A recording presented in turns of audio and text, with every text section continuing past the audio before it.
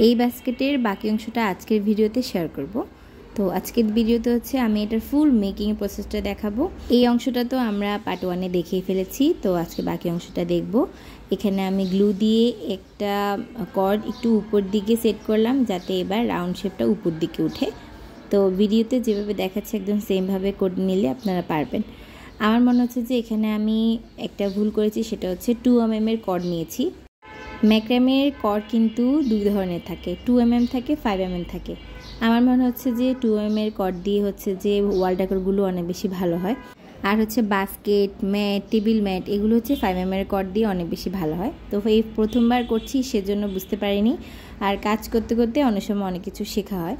তো এখানে আমি ওটা রাউন্ড করার পরে আমি ভাবলাম যে একটু অন্যভাবে করা যাক। তো এখানে আমি একটা কর্ডকে সুন্দর করে খুলে একটা বেনুনি করে নিলাম, যে আমরা চুলে যেরকম বেনুনি করি সেমভাবে বেনুনি করে নিলাম।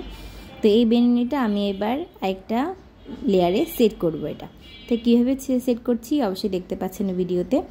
আর এখানে আমি গ্লু গান ইউজ করেছি সব কিছুতে। তো লেয়ারগুলো সেট করার পরে আমি একটু ছোটো রেখেছি যাতে আমি চুড়িগুলো সুন্দর করে রাখতে পারি। ম্যাক্রাম দিয়ে আরও অনেক ক্রাফট শেয়ার করব, এমনকি কিছু ওয়াল ডেকোর আপনার সাথে শেয়ার করার চেষ্টা করব। তো আমার পেজে অবশ্যই ফলো দিয়ে রাখবেন। ভালো থাকবেন।